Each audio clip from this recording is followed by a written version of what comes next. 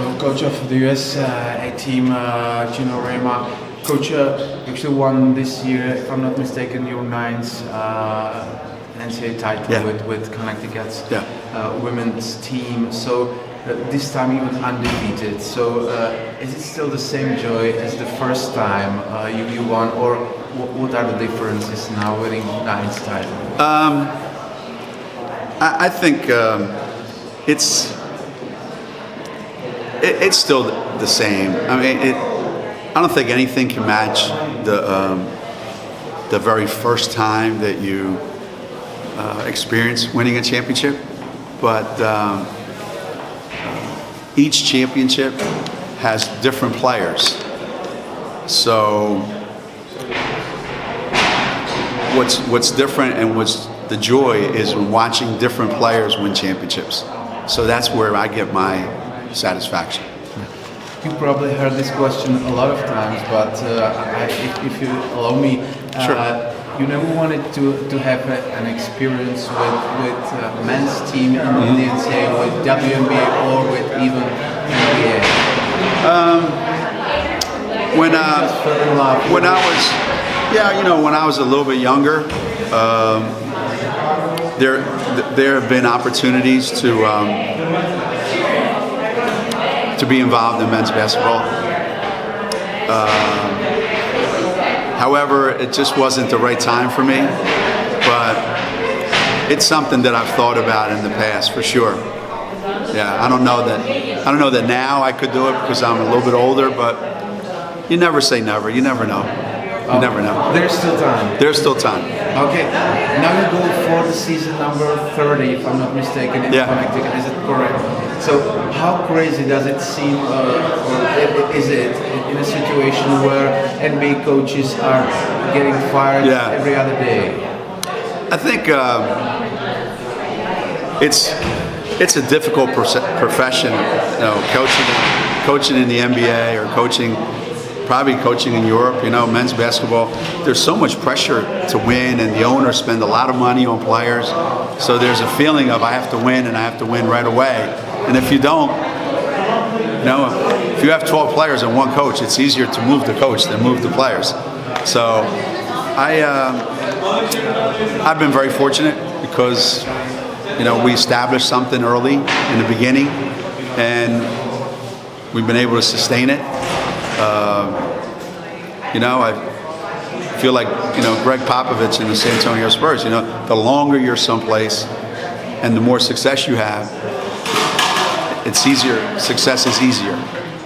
Sure. You coming into your 30th season, so is it possible to make it round and call it a day in Connecticut, or you want to go farther beyond 30? Yeah, I think it depends on the kind of players that we have. Right now, we have a really, really good group of young players, and I want to coach them. So unless, you know, somebody tells me that I can't do it, I plan on being here next year too.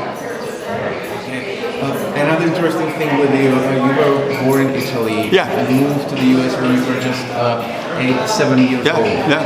But only until the year 1994, you held your Italian citizenship, and only then you became the American citizen. Was really the point, the trip with Connecticut to Italy, where you said, or where I read actually, that the reason was not to avoid pottage problems with being moved by the Italian army? Yeah, maybe. You know, I knew that at some point I would become, you know, an American citizen. I just never thought, okay, well, when should I? And this seemed like the perfect opportunity to do that because we were going to Italy and I needed a passport. But a lot of people in America call themselves something American. I don't. I consider myself to be an American who's Italian, and that's the way I am. And at that year you were actually 40, so could you still have problems with the army? I don't know. Maybe. I didn't want to take any chances. Okay. So let's go.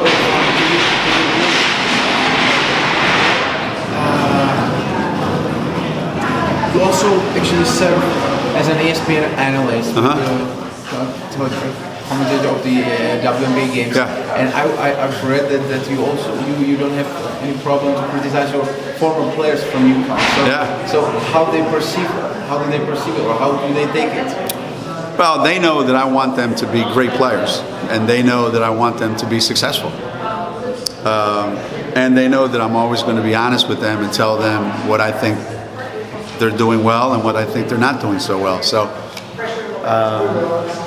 I don't think anybody ever likes to be told what you're not doing well or what you get better at, but that's what they want you to do on television. They want you to say those things to become a little bit controversial, you know?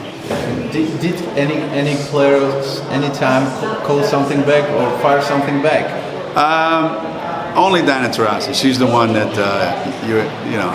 She's allowed to. She's allowed to. That's exactly right. So last question, of course, I cannot avoid that. Not far away from here, you won your first World Championship 4 years ago, again facing the 6 players from this Czech Republic's team. So what's your strongest impression from the tournament? I remember how difficult it was. You know, both. You know, Ostrava was very difficult. Karlovy was very difficult. The teams were really, really good. And I remember how the Czech team surprised everybody with some of the teams that they beat and getting to the final against us, and then played great in the final against us. But those same players, a lot of those same players, were on the 18 and under World Championship team that we lost to in Brno in 2001. 2001. So I know all those players, and I've had many opportunities to come here. I love this country. I love the people here, and I wish they had the World Championships here every year. So, Geno Auriemma, thank you very much. Thank you. Thank you.